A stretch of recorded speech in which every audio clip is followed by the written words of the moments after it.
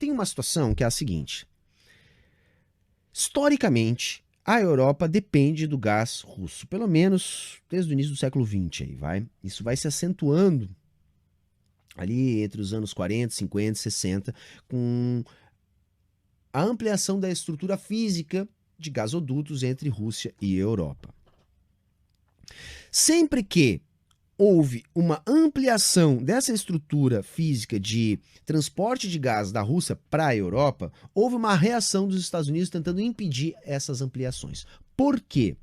Porque quando essa estrutura física se amplia, a vantagem competitiva da Rússia para vender gás para a Europa, que depende disso para ter aquecimento no inverno e para a sua indústria funcionar, enfim, para a sua economia, faz com que diminua a influência econômica estadunidense nessa questão dentro do continente. Então, sempre que a gente viu a construção de alguma rede desse tipo, houve uma iniciativa dos Estados Unidos tentando boicotar essa construção. Foi assim nos anos 40, foi assim nos anos 60 e está sendo assim recentemente com a construção do gasoduto Nord Stream 2, que liga a Rússia à Alemanha. Vejam bem, a construção deste gasoduto representaria várias coisas. Primeiro, um aumento da influência russa sobre a economia da Europa, aumentando a dependência da Europa do gás russo. Daria mais poder para a Alemanha, porque a distribuição para a Europa do gás russo poderia partir da própria Alemanha, e com isso, então, haveria o fortalecimento da Alemanha dentro do bloco europeu e enfraquecimento político dos Estados Unidos, porque os Estados Unidos também têm interesse em vender gás de xisto para a Europa. Vejam, antes de toda essa situação tensa acontecer, ainda na época da Angela Merkel, houve uma negociação, ainda na época do Trump com a Merkel, para investimentos na Alemanha para que a Alemanha pudesse receber mais gás de xisto dos Estados Unidos, coisa na ordem de $1 bilhão de investimento. Então já há um planejamento estadunidense para que esses tenham maior influência no gás europeu, ou seja, a Europa toda está sendo condicionada a pagar mais caro no gás para atender interesses econômicos estadunidenses. Isso só pode acontecer porque a Alemanha é um protetorado militar estadunidense, só a gente vê a quantidade de bases estadunidenses que tem lá, bases da OTAN.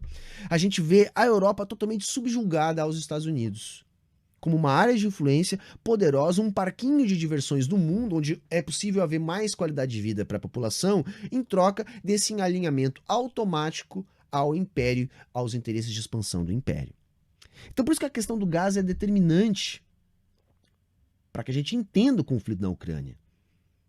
Começou a guerra na Ucrânia, começou a tensão de guerra na Ucrânia, automaticamente os Estados Unidos foram lá e embargaram a continuação da construção do gasoduto que liga a Rússia à Alemanha, o Nord Stream 2. Agora, por que a Europa é tão subserviente? Porque quem manda é quem tem o poder das armas, o alinhamento político. As burguesias estadunidenses e europeias, elas estão dentro da mesma esfera de influência, elas convergem. A burguesia dominante é estadunidense, mas, como eu disse, é um protetorado que permite que a Europa tenha uma qualidade de vida superior em troca deste apoio.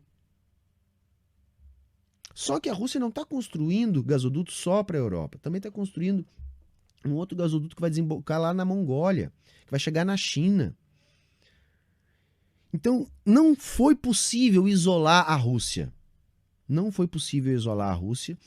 E isso faz com que os Estados Unidos tenham problemas. Porque se o Putin disser, ok, não foi possível a guerra rápida que eu queria, nós vamos fazer uma guerra mais lenta, mas vamos vencer do mesmo jeito.